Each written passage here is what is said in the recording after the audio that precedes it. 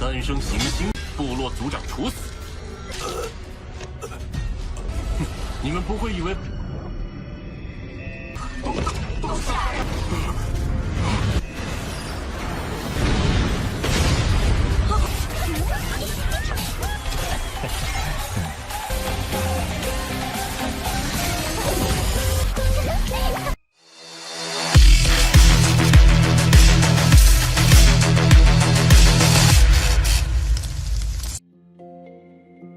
Halo semuanya, selamat datang di Ruang Sinema. Bagaimana kabar kalian semua? Semoga selalu sehat dan baik-baik saja.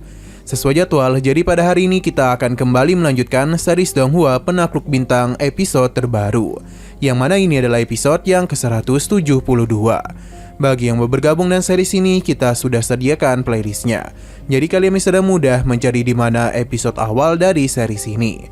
Sebelum kita mulai episode terbarunya, kita akan melihat dulu apa saja yang telah terjadi pada episode sebelumnya, tepatnya pada episode 171. Kemarin Hong telah memberitahu Lao Feng dan Lei Shen kalau dirinya telah menjadi murid Lord of Void God. Jadi karena itulah Tuan Api tidak begitu berani berbuat macam-macam kepada Lao Feng dan juga Bumi. Kabar ini tentu saja telah mengejutkan mereka. Namun Hong harus mencapai ranah immortal dulu untuk bisa menjadi murid resmi Lord of Void God. Selain itu, alasan mengapa Bumi menjadi daya tarik karena energi yang ditinggalkan oleh sosok yang sangatlah kuat. Setelah kejadian yang terus menimpa Lao Feng, dia pun berniat untuk kembali ke kota kekacauan untuk bisa meningkatkan kekuatannya. Dan di sini dia pun merasa tertarik kepada sebuah misi, yakni membasmi 18 organisasi Ponik Api, yang merupakan pemburu para budak dan sering melakukan penyiksaan kepada sebuah kaum. Bahkan kita langsung diperlihatkan dengan para warga yang diperbudak oleh mereka. Sekarang kita akan melanjutkan episode terbarunya. Berhubung bunga merah yang mereka kumpulkan tidak sesuai dengan apa yang mereka pinta, jadi sebagai hukumannya beberapa warga akan mereka bawa untuk dijual sebagai budak. Para warga yang tidaklah memiliki kesempatan untuk melawan hanya bisa pasrah saja. Bahkan perpisahan juga harus mereka lakukan. Namun ada di antara salah satu warga yang mencoba untuk menyerang secara diam-diam. Akan tetapi tindakannya sudah diketahui oleh kelompok ini. Alhasil dalam satu kali gerakan saja, pria yang mencoba untuk menyerang tersebut segera ditangkap dan dibawa ke hadapan semua orang. Sosok ini sangatlah kesal karena masih ada yang berani berbuat seperti itu kepada mereka, yang tentu saja pria ini akan menerima hukuman mati darinya. Kepala desa mencoba untuk membela pria tersebut, namun sayang sekali dirinya langsung saja dihukum mati dengan kepala yang sudah copot. Para prajurit ini ingin menunjukkan kalau inilah hukuman jika para warga berani berbuat macam-macam kepada mereka. Dengan matinya kepala desa, prajurit ini pun memberitahu mereka kalau planet ini tidaklah memiliki seorang jenius. Andai saja ada, maka nasib mereka akan berubah. Namun sayang sekali jenis itu terakhir kali muncul pada ratusan tahun yang lalu. Bahkan untuk mencapai ranah bintang saja membutuhkan waktu yang cukup lama bagi mereka. Sayang sekali harga jual para penduduk desa ini akan jauh lebih murah. Para prajurit pun mulai mentertawakan para penduduk desa karena mereka adalah makhluk yang lemah.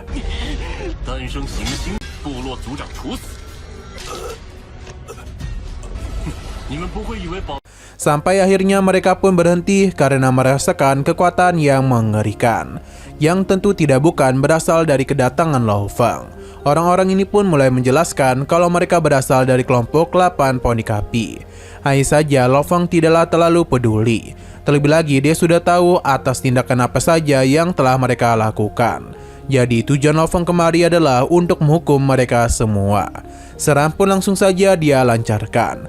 Meskipun orang-orang itu berusaha untuk pergi melarikan diri, namun Lao Feng bisa dan mudah melenyapkan mereka. Kekuatan Lao Feng pun membuat para warga desa menjadi sangat ketakutan. Bahkan mereka mulai menganggap Lao Feng sebagai dewa. Dylan memberitahu setelah kelompok 8 Ponik Api membeli planet ini, mereka menjadikan penduduk asli sebagai budak. Bahkan ini sudah terjadi selama beberapa generasi. Lao Feng sadar betul di alam semesta ini yang lemah tidaklah memiliki kesempatan untuk melawan. Namun bukan berarti mereka tidaklah bisa melawan takdir. Lao Feng pun tertarik kepada pria tadi. Meskipun dia masih lemah, namun semangat juangnya begitu tinggi. Sosoknya pun telah mengingatkan Lao Feng kepada dirinya. Alasan Lo Fong bisa sampai ke level ini karena ada beberapa hal yang telah membantunya. Jadi sekarang adalah giliran Lo Fong untuk membantu pria itu meraih kesempatan tersebut. Dylan mengakui kalau bakat pria ini cukup menjanjikan. Namun pada akhirnya dia pasti akan berakhir menjadi budak yang akan dijual dengan harga mahal. Lo Fong paham jadi dirinya tidak akan pernah membiarkan hal itu terjadi. Lo Fong dan Dylan pun pergi, namun sebelum itu dirinya sudah menghabisi seluruh pasukan yang ada di sini. Dengan begitu, planet Bird sudah tidak lagi menjadi planet budak. Tidak hanya itu saja, Lo Fong menjamin planet ini akan menjadi planet dengan kehidupan damai. Selain itu, utusan perusahaan alam semesta akan datang kemari. Meskipun para warga masih bingung, tapi mereka merasa senang sudah terbebas dari perbudakan. Sin pun berpindah ke sebuah tempat yang begitu besar. Kemungkinan ini adalah salah satu markas dari kelompok 8 ponik api yang berada di planet Bird.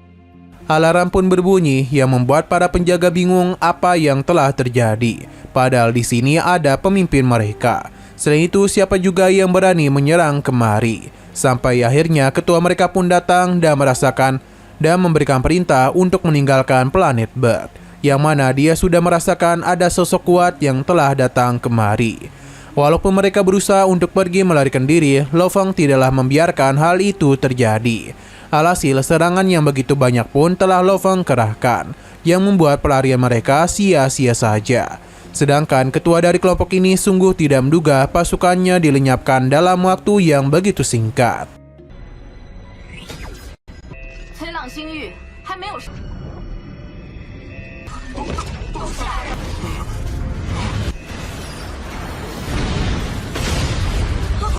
Selain itu, dia pun akhirnya bertemu juga dengan sosok Lo Fong.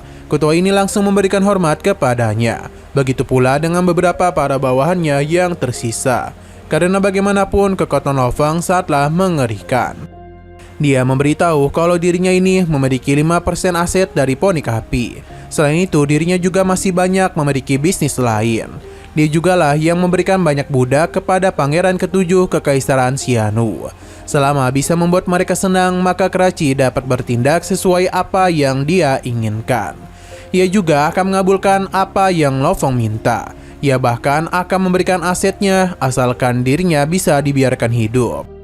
Lo Fong memberitahu kalau dia menginginkan 3 Master Domain, 100 tingkat kosmik pertama, 49 bintang, dan 50.000 tingkat planet. Lo Fong pun langsung mengambil 5 prajurit yang ada di hadapannya dan memberitahu kalau mereka itu tidaklah bersalah, jadi tidak akan Lo Fong hukum. Sedangkan sisanya tentu akan mendapatkan hukuman mati darinya. Karachi mencoba memohon, sedangkan para bawahannya mencoba untuk melarikan diri. Namun dengan teknik pedang yang Lo Fong miliki, dia bisa mudah membuat formasi yang mengurung mereka. Karena dia itu tidak ada niatan untuk membiarkan mereka semua pergi begitu saja. Serangan yang Lo Fong lancarkan benar-benar sangatlah sadis. Bisa dikatakan kalau dia itu tengah menggila. Tidak ada satupun serangan yang bisa menghentikannya. Justru malah Lo Fong yang semakin menjadi-jadi. Tidaklah butuh waktu lama bagi Lo Fong melenyapkan semua pasukan itu. Selain itu, pertumpahan darah ini juga telah membuat monster tanduk emas menjadi gila. Karachi mencoba untuk melarikan diri, namun dia tidaklah memiliki kesempatan apapun. Bahkan kini dirinya yang akan menjadi korban selanjutnya. Hanya dalam 1 kali serangan saja, Karachi pun mudah dirinya habisi. Bahkan dia itu tidaklah mampu menahan serangan dari Lo Fong.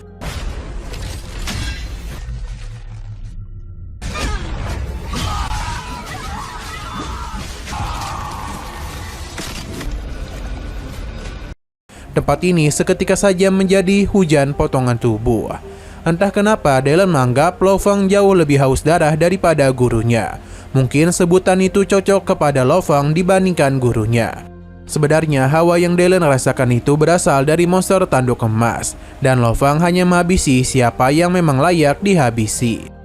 Setelah semua itu, Lo Fong pun berpindah lagi ke sebuah planet, di mana dia itu menghadiri sebuah pesta yang begitu meriah. Tujuan Lo Fong kemari tentu adalah mencari salah satu ketua dari organisasi 8 ponik api. Dan tentu saja di planet lain dirinya juga telah berhasil menghabisi salah satunya. Selain itu di sana Babata dan juga Atuka ikut berpesta. Di saat yang lainnya tengah menikmati pesta, Lo Fong pun bertemu dengan tetua yang dirinya cari. Tapi kita diberitahu kalau sebelum kemari, Lo Feng telah menghabisi beberapa ketua lainnya. Ia pun terus melakukan hal itu dan hanya menyisakan beberapa ketua saja. Sedangkan ketua yang ada di hadapannya ini masihlah belum tahu dengan maksud Lo Feng kemari, dan dirinya hanyalah bermain-main saja. Sedangkan untuk Atuka dan Babata masihlah sedang asik berpesta. Sampai akhirnya ketua ini pun sadar kalau kini adalah giliran mereka yang akan dihabisi oleh Lo Feng. Benar saja, di saat mereka ini sedang asik berpesta, Lo Feng dengan sekali gerakan saja dengan mudah menghabisi seluruh orang yang ada di sana. Terlebih lagi, Lo Feng bisa melihat dengan jelas betapa kejamnya pasukan ini yang menghabisi begitu banyak orang yang tak bersalah dan menjadikannya sebagai budak.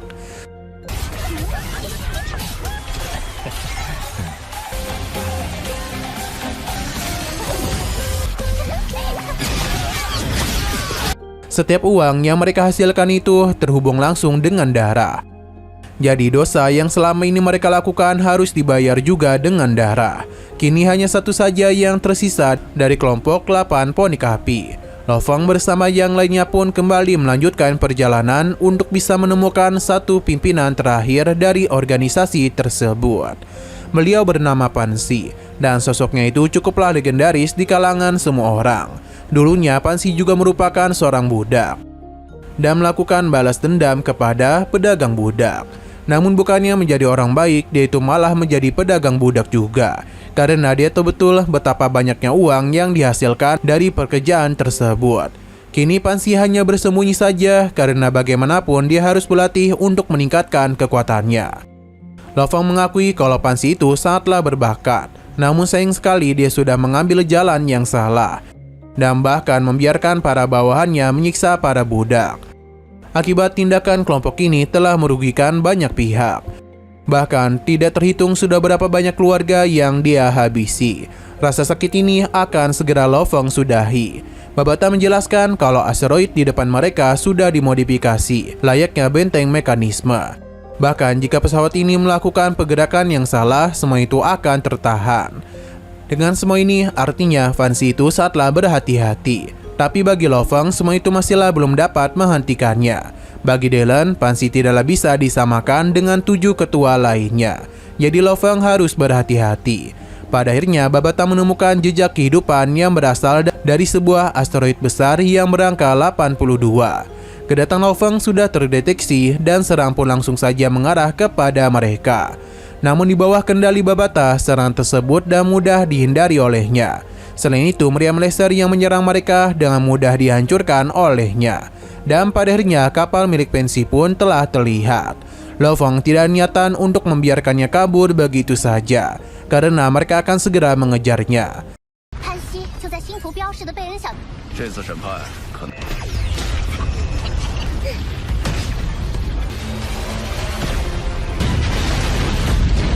Seberapa cepat pun pesawat Pan Xi, kapal meteoroid dengan mudah mengejarnya. Hal itu pun membuatnya menjadi sangatlah panik. Ia pun mencoba menyerang kapal meteoroid dengan meriam laser yang super besar. Serangan itu pun sempat membuat Atuka ketakutan, tapi Babata dengan mudah menghindarinya. Karena ia sudah berani menyerang, maka Babata akan menunjukkan seberapa hebat perisai pertahanan yang mereka miliki. Pelindung pun telah dirinya fokuskan ke hadapan depan pesawat meteoroid. Jadi seberapa keras pun Pan Xi berusaha untuk menyerang mereka, hal itu tidaklah dapat menyentuh kapal meteoroid.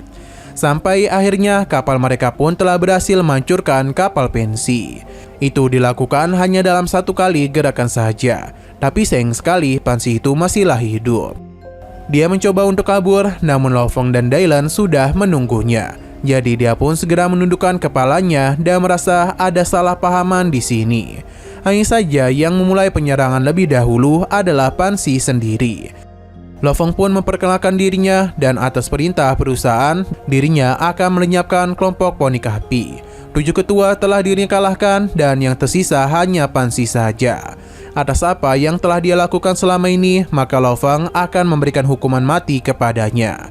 Meskipun terkejut, tapi Pan Xi ini tidaklah takut dan akan meladeninya. Terlebih lagi, Lo Feng memberitahu kalau Dylan tidak akan ikut campur dalam pertarungan mereka, yang semakin membuat Pan Xi bersemangat karena bagaimanapun Lo Feng masih berada di level domain, jadi tidaklah mungkin bisa mengalahkan dirinya. 均已伏诛，你作为族，我身亲手执行，找死吧！ Nah, sayang sekali lagi seru-serunya, episodenya pun harus bersambung dulu. Namun sebelum kita akhiri, seperti biasa kita akan melihat preview bagian selanjutnya, di mana terlihat kalau pertarungan sedang Lo Fang lakukan. Lagi dan lagi, sepertinya kekuatan Abang Lo Fang telah diremehkan oleh para lawannya. Alhasil dia pun mulai menunjukkan betapa mengerikannya tekanan kekuatan yang dia miliki. Bahkan Mo Yanfin akan menggila pada episode minggu depan, sebab Lo Fang akan bertemu dengan lawan yang juga menggunakan semacam tanaman merambat. Tapi sudah jelas kalau dalam pertarungan tersebut Lo Fang lah yang akan menjadi pemenangnya, dan para budak yang telah ditangkap akan dirinya bebaskan.